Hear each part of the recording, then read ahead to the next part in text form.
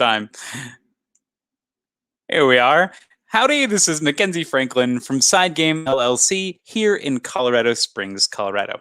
And today I wanted to bring a video to you just saying thank you so much for all of your support and just everything that you've done for the channel so far. I am super, super appreciative of all of this. So thank you so much for being here and for tuning in. And this is going to be a Q&A slash a update to the channel, kind of live stream as into what's going to happen later.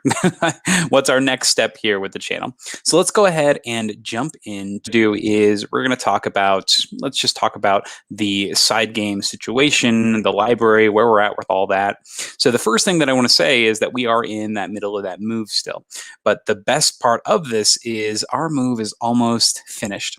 So we are currently closed on a house. And that means that we are able to get all these boxes into a new space, and we are super excited to be finished. So we've sold the old place, we have the new place now, and we are finally able to move in to that new space. So super exciting. This place is gigantic, lots of game space, super, super pumped in general. The other cool thing about this is there is room for a dedicated recording studio. So hopefully I'll be able to increase the quality of these videos and make sure that we have stable everything. That way we can really improve the work that we're doing here with the SideGame LLC YouTube channel. So super exciting, great place to be. Yeah, I'm just very excited to share with you all the new content that we're going to be able to put out. So speaking of new content that we're putting out, one thing that we are looking forward to doing has to do with Marvel. So with Marvel, we are going to be working on a Marvel Champions companion show.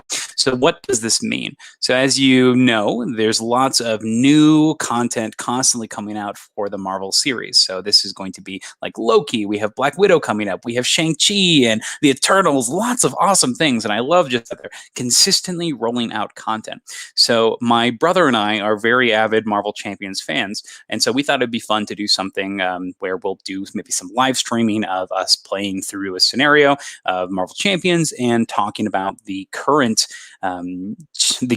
episode or movie or whatever has come out, or maybe the news, things like that. That would be fun and interesting to talk about. So this would be not very frequent because it would be tied to those new Marvel properties, but I think it'd be a fun way to not only share our love of Marvel Champions, but also to share our love of the Marvel property as a whole and get a good discussion going on. So that would probably most likely be spoiler content, but we would definitely let you know when spoilers would come on and when spoilers would come off. So you could still check in for a little bit if you want to kind of just get an idea of what that property is going to be. Or hey, if this is something that you have already seen, you can join in on the conversation. The goal is to make those live streams, and hopefully that new space is going to facilitate this. So we're excited to do that. Marvel Champions is a great game, and it's one that works really well over live stream. So quite excited for that. The other thing that we're thinking about doing is continuing the trivia challenges. So trivia challenges were something that I was working on for a while. This was maybe a couple months ago, and didn't get incredible amount of views on them. But at that time, I did not have as many subscribers as we do now. I mean, our channel has grown extremely since then. But these are the Can You Guess series. So I really liked doing these videos. They're pretty hilarious. You've got the top rated board games of Board Game Geek, and the whole goal is to guess if you can understand what these games are based on their high and low ratings. So I thought it was a pretty fun thing, and I think that this would be a cool one to bring back, especially with a larger crowd. We did a Arkham Horror trivia video very similarly a while back ago with playing board games, and that's actually going to be on their channel this Sunday if you want to go check it out there, but we do have it on our channel as well. But that was a lot of fun, so I think it'd be great to potentially have guest collaborators come in and join in on these trivia challenges. So I think that would be a lot of fun. So if you have any ideas, or if that sounds like something you'd be interested in, I think that this would be a great one to bring to the channel. All right. So the next thing that I want to talk about are the new games that are coming into the library. So this is kind of a sneak peek as to what might show up in the near future. The first game that I want to talk about is Aquatica. So Aquatica is this really interesting game. It's not completely in the library yet. We're still waiting on a couple of things for it before we can actually get it played. So it's not going to be included in the most recent, so the update video tomorrow for the library. But Aquatica looks very fascinating. So I've learned the rules. It's very straightforward. And I think my favorite part about this is the action system. So Aquatica has you playing underwater characters, and your whole goal is to generate points by playing action cards. So on your turn, you play a card, you do what it says, and then you have a card that can reclaim all your cards. And you can take some actions to recruit new cards into your hand. But unlike other games like Margraves of Valeria, most famously Concordia, a lot of these games where you're adding cards to your hand and using them as scoring conditions. In Aquatica, they're not scoring conditions, and I think that's great. I love the fact that these power cards, you're getting them for that power. You're not getting them for anything additional, and I think that's really cool. So this whole idea of you're playing those cards and building that hand, it's really neat. It's more engine buildy than it is you're just kind of prepping for scoring and trying to get that set collection of matching symbols. Hopefully it calms down a little bit here. But the thing about Aquatica that I thought was really funny was I bought sleeves for these small cards, but you actually slide the cards into these player boards. So hopefully those player boards are not going to, not going to prevent those sleeve cards from actually sliding in. So hopefully I didn't buy just a bunch of sleeves for nothing. So we'll see. Sometimes mistakes happen, but I guess we'll see when it comes to this game. So pretty excited for this. And the Cold Waters expansion seems like a no-brainer. You can throw a lot of those cards in at the start. They just give you some more variety with the abilities and things that you can actually do. So looking very forward to Aquatica. The other game that I want to talk about is another recommendation from one of my collaborators. This is Takaijo. She was in the comments a little bit earlier. And this is Tia. And this is one of her favorite games recently. And that's extremely high praise. She gave it a 10 out of 10. And this is going to be Capital Lux 2. So this is a sequel to the original Capital Lux, but it includes the base game in the cards of this second edition. So right off the bat, that just sounds enticing and exciting. You have this refined version with updated rules that's going to be more open to more people. And I cannot wait to try this one. I learned the rules for this yesterday. It'll be ready to go and play it tomorrow. So once again, this is not going to be on the update video for tomorrow, but I'm very, very, very excited to try this one. So it's super cool. I think this one's great, and there will be organizing videos for this and Aquatica coming. But very excited for this. Capital X2, it looks amazing, and the artwork is gorgeous, and I love the system. It looks like a more successful version of something like Coup Rebellion, where Coup Rebellion had the cards that you could switch the powers from game to game, but these all kind of fill it.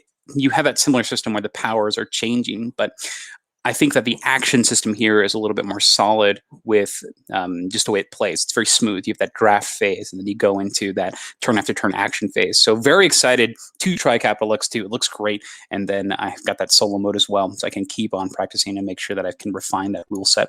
So really looking forward. This one's great. And the last game that I want to talk about is Parks. So this one is going to be in the update video tomorrow, but the big thing here is that we have condensed the expansion and the base game into that original core box without lid lift. And I'm not gonna lie, I'm pretty proud of myself on that one. And that's with fully sleeved. And it works extremely well. I think it actually works better than the game trays themselves, than using them. We actually do keep some of the game trays, specifically the logs, the ones that hold the components. I think those are extremely nice. So those are actually in there, and we use that to kind of organize and store everything. So look forward to that. That's really exciting, and yeah, I can't wait to share it with you. But Parks is a great game. It uses the tried and true system of the path, where you can say, hey, I can go as far as I want to get a bonus, but I cannot go back. And I really like that system. I see that in games like Heaven and Ale or something a lot lighter, Tokaido. But I think that it's a great mechanism in order to push this straightforward gameplay. Also, the artwork in this is stunning. I love that it looks like it's a poster, and every card they've got a lot of large tarot cards. They're just, sporting this artwork extremely successfully. So that being said, we've got a little bit of time here. Those are all the main things and updates that I want to talk to, or things that you'd like to see from the channel. I do want to bring up some things. So let me find it. This is Scythe Noir. So Scythe Noir here, he suggested that we do a video on the top 10 board game duos. And I thought that was an interesting concept. So board game duos, meaning that these are people that work together constantly. So something like maybe, man, now I'm blanking. Maybe Daniel Tashini and David Sergi. So that could be one. But I don't know exactly how many games they've worked together with. But things like that. And that's kind of my challenge, Scythe Noir, is I've had issues with finding these repetitive combo pairs. And so one of those pairs would probably be the team that works with the LCGs over at Fantasy Flight Games. They're some of my favorite designers because the work they do is pretty incredible and pretty consistently great. So I really enjoy that. So I'm not sure exactly what I'd put for the rest of this, but if you have any ideas of designers that you think work great in pairs, I'd love to hear. Obviously, we have who is it? Rob Davio and Matt Leoc, the people who did the Pandemic Legacy games. They've been knocking that out of the park. So that might be something that would be appropriate for that list, but unsure there. But if you don't, then I'm just going to keep talking about games that I'm enjoying. One game that I'm really enjoying right now is Middara. So Middara, I started learning yesterday, and my gosh, it's been a beast to learn. If you don't know this about me, I actually am really terrible at learning games myself. So it takes me a long time. I have to like sit there and really focus, and then I have to play it multiple times, and it's actually extremely frustrating for me. Like I wish that I had a me to teach me the games, because once I got it, it's like, oh yes, I could teach it extremely well. But oh my gosh, learning them from right off the bat is extremely difficult.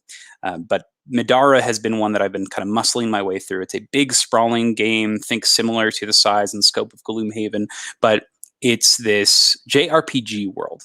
And so Middara has you playing as a group of 4 characters.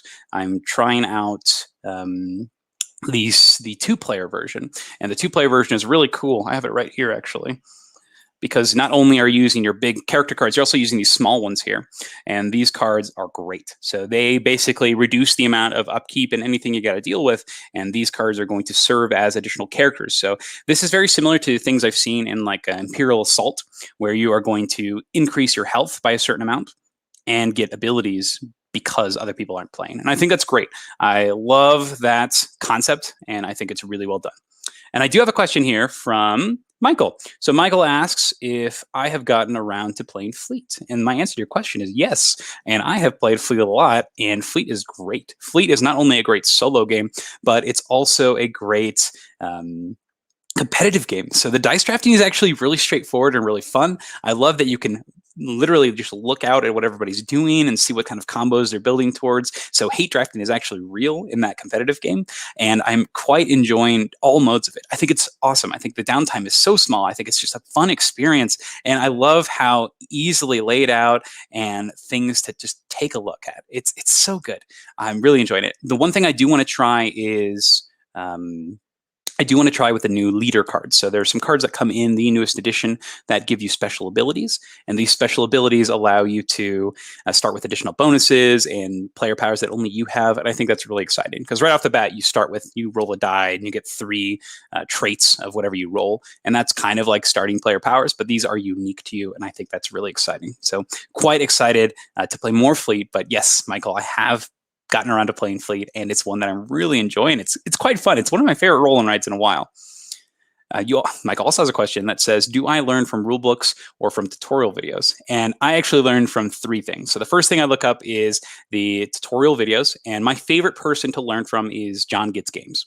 I think that he does it the greatest. He basically says, hey, we're going to play this game, but I'm also going to teach you everything as we play. So it's kind of contextualizes everything. So that way, when I teach it, I can think of some ways to kind of condense it. So I come from a teaching background, so that's extremely helpful for me to kind of get an entire grasp of the subject.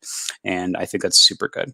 So I really like that. The other thing is I learned from rulebooks. So a lot of times there'll be the tiny misconceptions or things that once I know the game, I can look at a rulebook and say, okay, these are the phases that I already learned about, boom, boom, boom. And I can look for kind of minor things that I can look at. And the last thing that I look for is forums. So a lot of times I'll look up commonly forgotten rules or things like that on the Board Game Geek pages and say, okay, what are people actually forgetting a bunch? So that way I'm watching somebody play it while explaining the rules. I'm reading the rules to clarify everything myself. And then I'm looking for those tiny misconceptions so that I can make sure that I get everything taken care of. So I think that is my approach. But once again, it takes me forever. So maybe it's not the best approach. So who knows? And Michael does say Fleet plays super quick. So yeah, I agree. It's awesome. I think it's so well done. And I love that you can just kind of track the rounds yourself as you play. There's that little round counter at the bottom. And I think it's super helpful. I'm really excited to just continue trying things because there's also all sorts of little expansions that are out there, and I'm quite excited for them. Michael also has the question, is Middara pretty easy to get right now? It actually is. So the Succubus Publishing on their website, they have a bunch of stock of it right now. So now is the time to get Middara, and I'd recommend it. I think it's great. I don't think you need any of the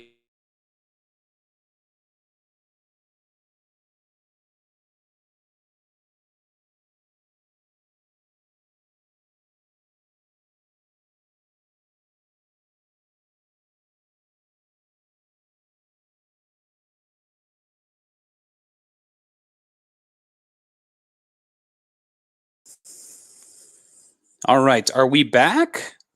Okay, we're back. So is Middara really easy to get right now? So yes, Middara is very easy to get right now. Go to Succubus Publishing. They have it all there. I recommend getting it right now because it is probably the cheapest you're going to get it. In addition, I would recommend not getting any of the promo content. The promo content is going to come with lots of these big cards and resin miniatures, but you're really only going to use those in the story, not the story mode, in the dungeon crawl mode. So you are going to not really use them actually in the core game. So I would not recommend you continue playing there. So just want to let you know, that's what I would recommend, is just get the core box. That's all you really need. And if you like it, you can continue getting in on that content because the pledge manager is open. The other thing I would recommend getting is, if they're there, are these etched dice. They're quite pretty. They have the symbology looks really nice. They're just really cute, really gorgeous. So I really like those. That would be my recommendation for if you're trying to get into Middara. Get those etched dice and then just get that core box.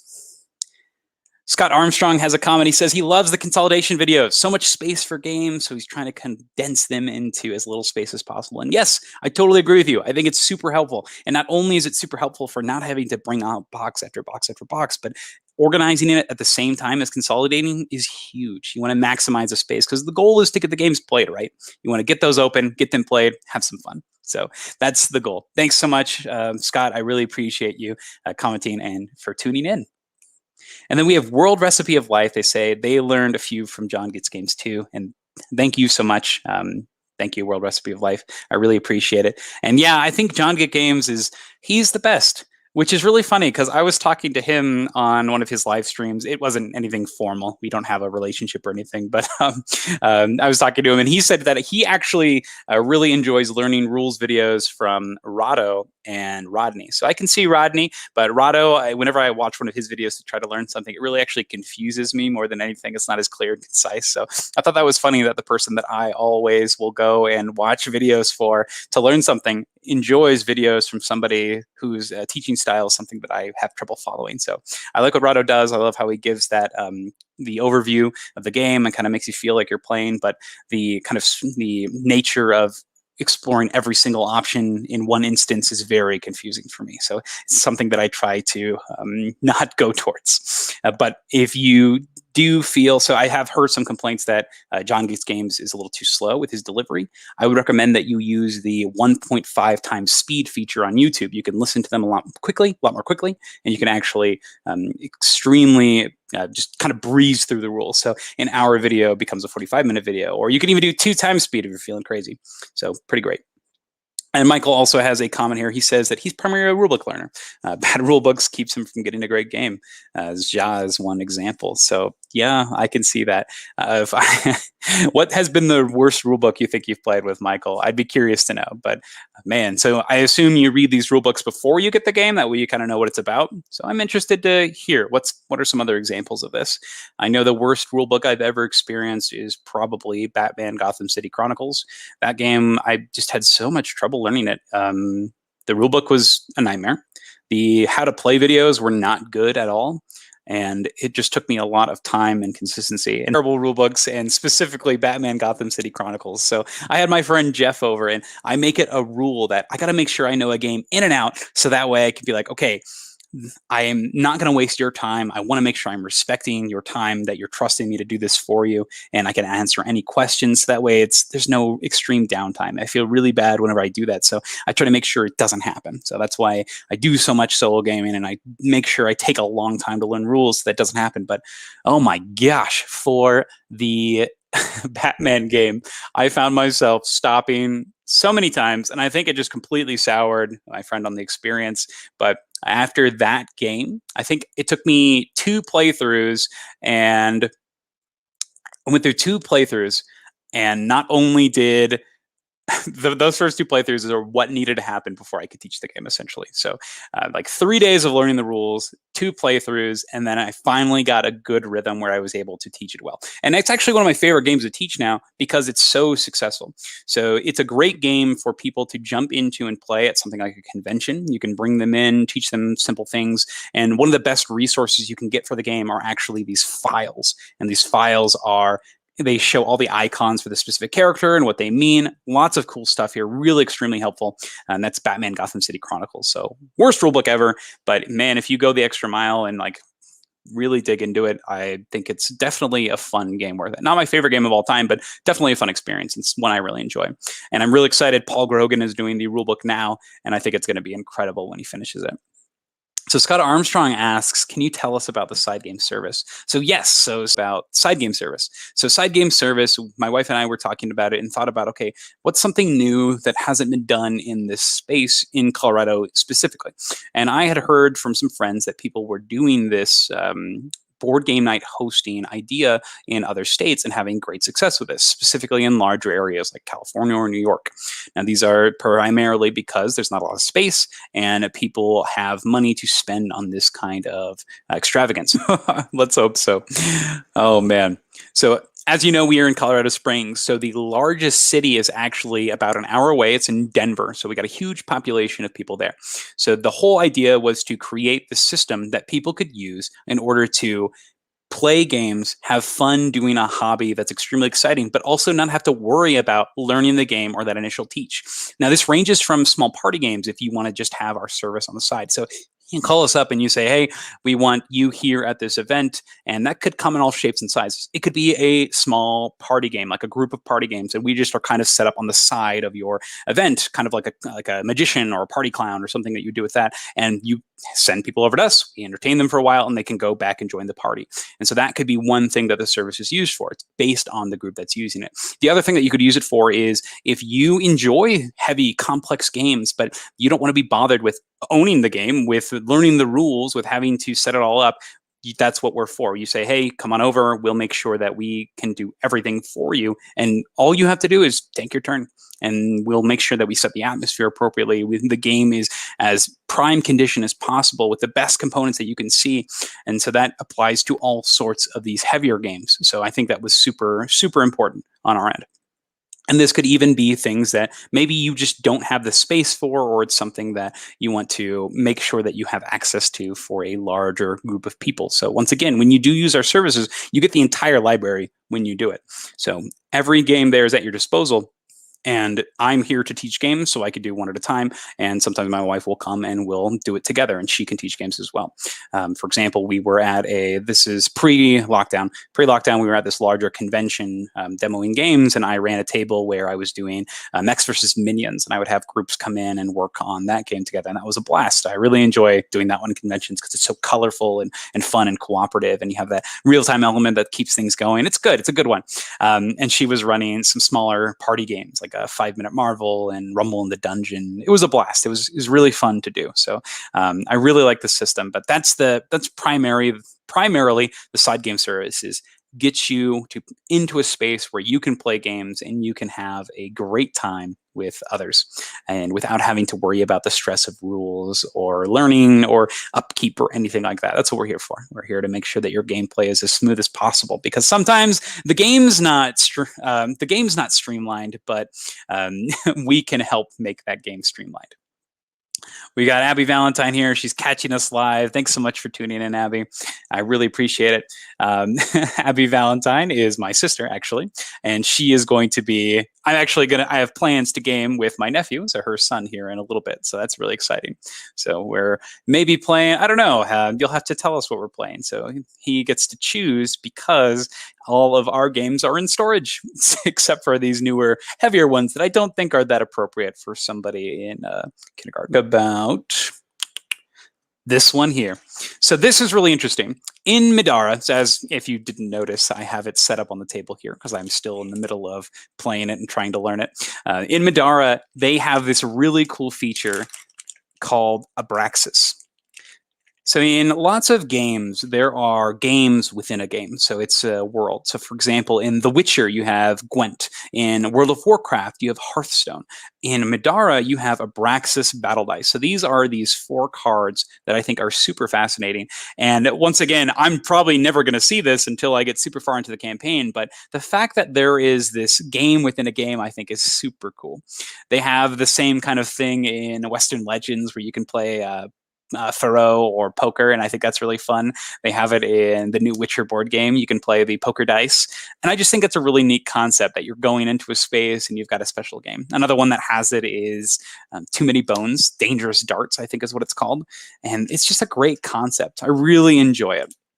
Ooh, this is a great question, Miko. So Miko asks here, he says that he just recently got the Too Many Bones base game.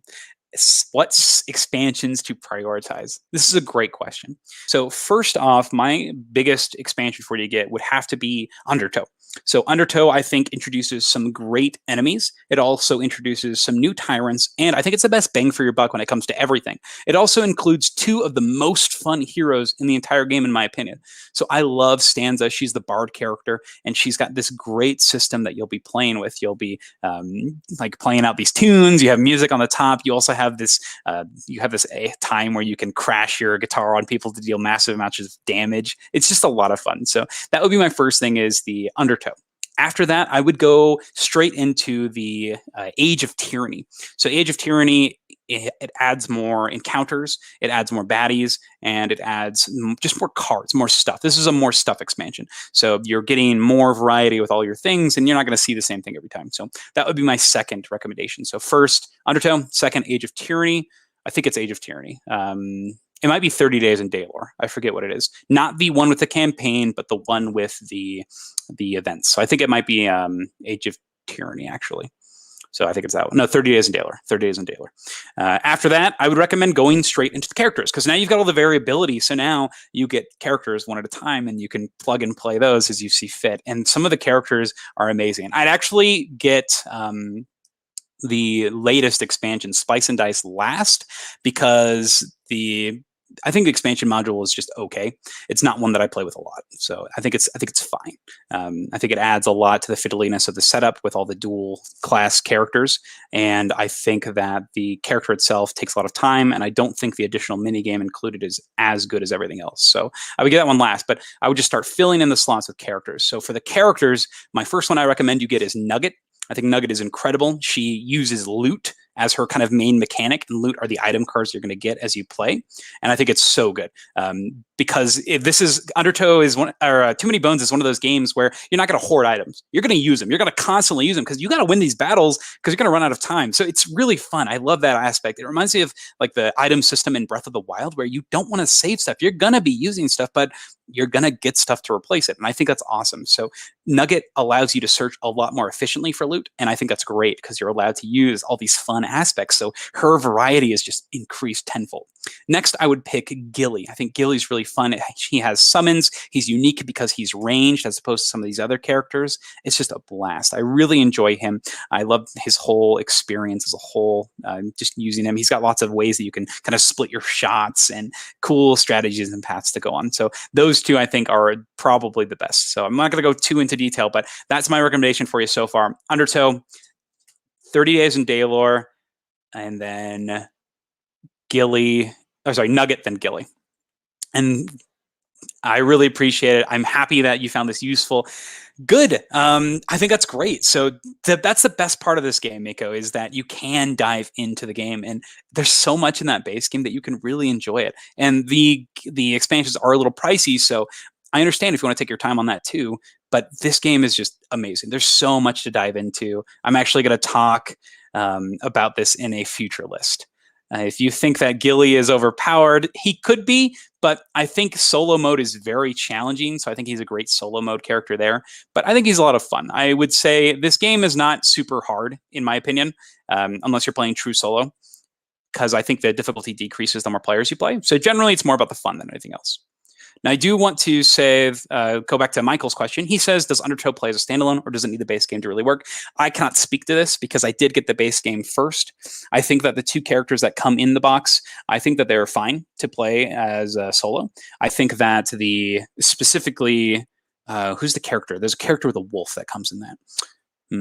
Duster is a fantastic character. She's so fun. She reminds me a little bit of Gilly, where you are going to be having a summon that you kind of bring that you can control and you can level up as you play. But I think she's a lot more in depth and a lot more fun. So I really enjoy it. And I think Stanza's actually my favorite character in all of Too Many Bones. So the characters are amazing. But the thing that might make it not such a good standalone is that it comes with only 3 types of bad guys, essentially. You only have beasts, kobolds, and goblins. And I think those could get repetitive if that's all you're seeing in your games, because I do like the flavor of the orcs and the poison and all that stuff. So there's lots of different things to think about here. I think it's a blast. Oh, there it is. Sorry about that. But, and then going back to you, Miko, I don't know if Gilly is overpowered. So I don't know. I think that every character definitely has its strengths and weaknesses. So my opinion, I think Duster is pretty insane. So that's my opinion. I think Duster might be the strongest character because she's just so solid. Also, Nugget's pretty nuts. Actually, Gasket might be the most overpowered. Gasket starts the game with a bunch of defense dice, and all of Gasket's skill dice are reusable. So you can constantly just go off using all these super powerful items. You got another resource you got to manage, but oh man, I think that Gasket might be the strongest. And you also have the comment here, Miko. You have a late pledge for Hoplomachus, so adding Cloudspire and Too Many Bones stuff. I agree. I think that's the best way to do it. I think that you have that guarantee that that product's going to be in stock, and I totally think that this is the way to do it. So that way you still have time to explore your base game content. And I've backed Chip Theory games probably for the last 3-4 years, and they have been consistently on time and consistently great with their production and everything. So I think it's a very safe bet to go ahead and back them now, because you're going to get it on time when you need it, and you are saving on the shipping, which is probably the biggest thing to worry about, because honestly, you can get most of that stuff at retail, but that shipping is going to be a little bit more expensive. So yeah, I would recommend that. And Michael says that he's also been eyeing Cloudspire. And I say jump on it. Cloudspire is one of my favorites. I love that game so much. And the new factions are so good. They had the core 5 factions for about 2 years now. But the new factions are the Horizon's Wrath, which are the pirates. They're so weird. I think that's why I like them so much, is because they're so different. They're so challenging. They're just funky to play. So I really enjoy that. They have these, normally their spires can just fire around them, but their spires are stuck in straight lines. They also have like gliders, and their fortress can actually move. You can draw your plank in.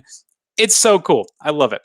So the other cool thing is the newest one is, what are they? The Revolution, the Resistance? I don't know. So if you don't know about Cloudspire, Cloudspire has you playing in the sky. And the whole idea is that you're people that live up in the air. But this faction are all the people that are on the ground. So they're people that have fallen from the sky, or people that are trying to get up to the clouds to trade, but they've had so much trouble. So they've created this community together. And it's just a band of mercenaries. And I think it's so cool. And very similarly, actually, to Nugget and Too Many Bones, this faction gets to use the mercenary chips. And so the variability of the faction right off the bat is crazy, because you're drawing from the stack of mercenary chips. And I think it's so fun because you need to play extremely tactically based on the pieces that you're getting at the time. And I love that. I think that's such an amazing playstyle. So I would recommend that if you're going to get this, I would get those 2 new factions right off the bat. I think they're amazing. But favorite factions in the base game are definitely the blue guys. I love the Narora.